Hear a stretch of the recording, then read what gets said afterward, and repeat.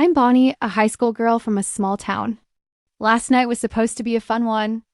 It was my friend Sarah's birthday party, and I was super excited to go. I had been looking forward to it for weeks. The party was at Sarah's house, and my parents gave me a strict curfew. I had to be home by 10 p.m. My older brother, David, was supposed to pick me up. He was always punctual, so I wasn't worried. As the clock inched closer to 10, I started to get a little anxious. I told my friends that I needed to leave soon, but they begged me to stay a bit longer. They really wanted me to have a good time. I hesitated, but eventually agreed, though I kept glancing at the clock. What was even weirder was that my brother hadn't shown up yet, and he was never late. Time dragged on, and the clock struck 11 p.m. finally. My phone rang, and it was David. His voice sounded worried as he explained that he had been called in for duty because of some unexpected issue at work. My heart sank. I had no ride home. My friends offered for me to stay the night, but I knew my parents wouldn't allow it. Left with no other option, I decided to take an Uber. I said my goodbyes to the partygoers, promising to make it up to them another time. I stepped out into the chilly night and started looking for an available Uber. It took until 12:30 a.m. to finally find one willing to pick me up. The party was still in full swing when I left, but standing alone on the empty street made me feel uneasy. Soon, a car pulled up and I got in. The driver was a middle-aged man wearing a surgical mask. He seemed nice and told me, "Don't worry, you're safe with me." I was still nervous, but I tried to relax as the ride began. However, after a few minutes, I realized we were heading in the wrong direction.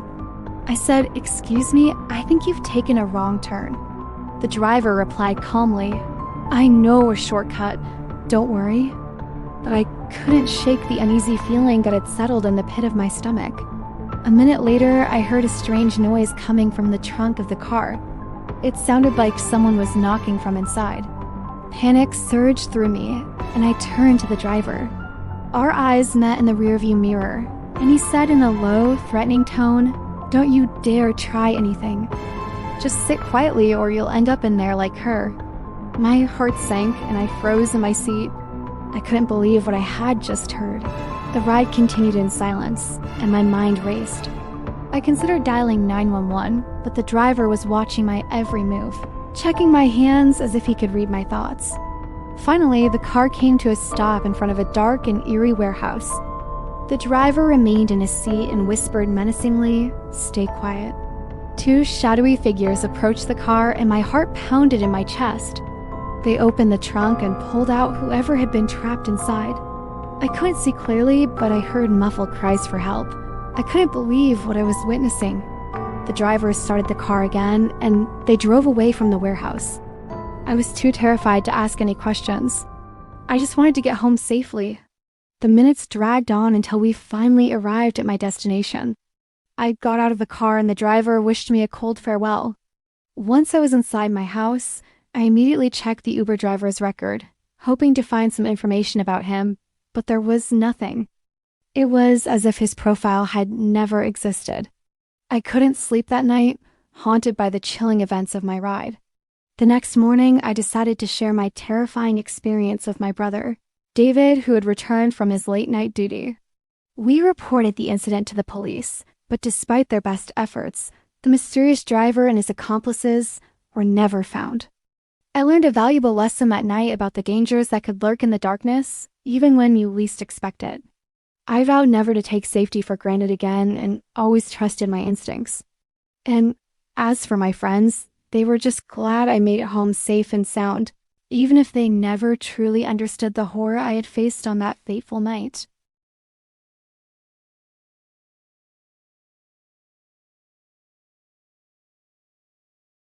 It was just another night driving for Uber, and I, Sam, was cruising through the city streets bathed in neon lights.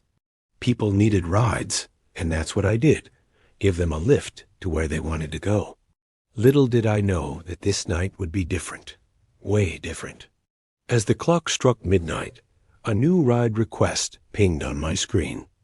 The pickup spot was in a dark alley, one of those places with a creepy reputation. Curiosity mixed with caution as I headed towards it. There he was, My next passenger, waiting on the curb.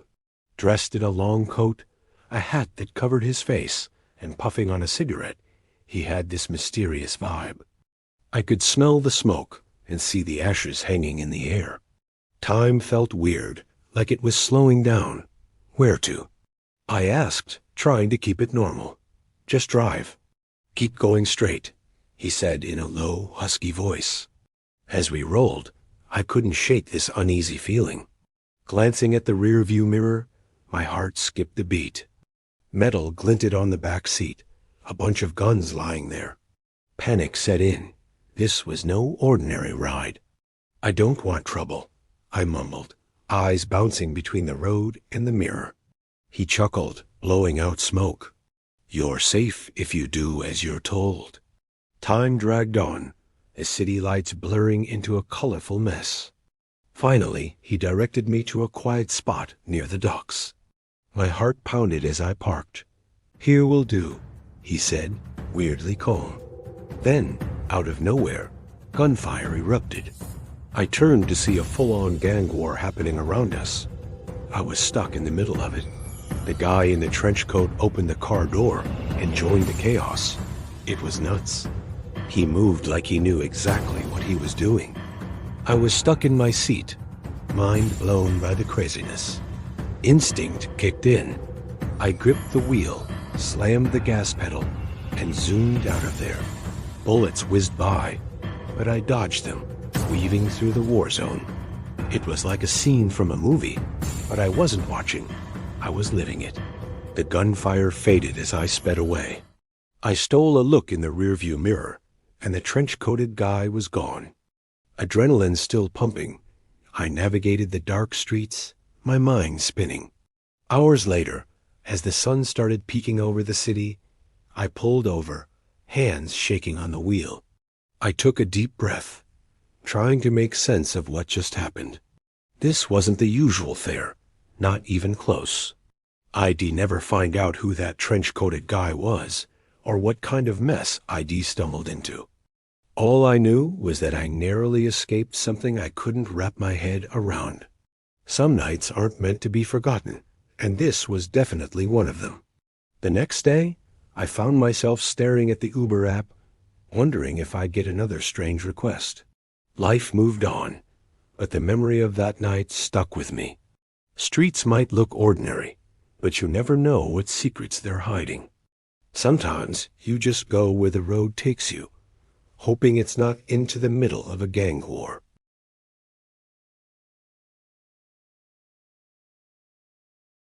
My name is Stephanie. I'm 23 years old and I live in a small town in West Virginia. Last Friday night, I finished my shift at the diner around 11:45 p.m. I was tired and just wanted to get home. I booked an Uber like I always do. Nothing special. The driver's name was Mark and had a black car. When he arrived, I noticed something strange right away. A strong, awful smell hit me in the face when I opened the back door. It smelled like garbage or something dead. Sorry about the smell, the driver said with a little laugh. I hit a raccoon last night. Got stuck under the car, I think. I smiled awkwardly and got in. I just wanted to go home. As we started driving, the smell got worse.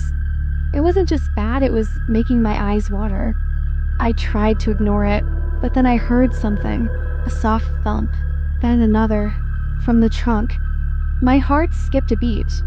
I leaned forward and asked, "Hey, are you sure that smell is from a raccoon? It sounds like something's moving back there." He looked at me through the rearview mirror, his eyes cold. "It's nothing, probably just some tools rolling around." But something felt wrong, really wrong. I slowly took out my phone and opened the camera. I pressed record and placed the phone between my legs, camera facing forward, catching his face in the mirror. Then I opened my messages and shared my live location with my older brother, Jake. I wrote, "Smells horrible. I think something's in the trunk. Stay on my location. Driver seems off." Jake replied instantly, "I'm coming. Keep calm." I tried to act normal even though I was shaking inside. I noticed the driver wasn't taking the usual road to my place. We were going deeper into the back roads, far from the town lights. It was pitch dark. I think you missed the turn, I said. He didn't answer, just kept driving. I reached for the seatbelt buckle and kept my hand there, ready to jump if I had to. Meanwhile, my phone buzzed. Jake texted, "I'm close. Stay in the car unless you have to jump. I see your dot moving." Suddenly, the driver pulled over near an abandoned farm building. My whole body tensed. He turned off the engine and just sat there. "Can I get out now?" I asked. He didn't say anything. Then he stepped out of the car and walked toward the back. I unbuckled my seatbelt and was about to open the door when headlights flashed from behind us. It was Jake's truck. Jake jumped out and ran straight toward the driver, yelling, "Hey, what the hell are you doing?" The driver looked shocked and tried to back away, but Jake didn't give him a chance. He threw a punch right to his jaw, then another to his gut. The driver fell to the ground. I jumped out of the car and ran to my brother. "Are you okay?" he asked, grabbing my shoulders. "I think someone's in the trunk," I shouted.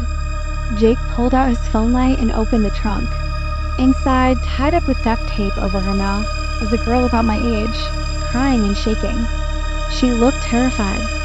Jake quickly helped her out while I called 911. The police arrived 15 minutes later. They arrested the driver on the spot. Turns out, the girl had been missing for 2 days. She had booked an Uber just like I did. The cops said if Jake hadn't shown up, I might have been the next one in that trunk. I can't stop thinking about that night. About what could have happened if I didn't trust my gut. If I didn't send that message. If Jake didn't come in time. Since then, I never ride alone at night. And if I ever smell something strange in a car again, I won't ignore it. That Uber driver had 5 stars and over 100 trips. But behind that mask, he was a monster.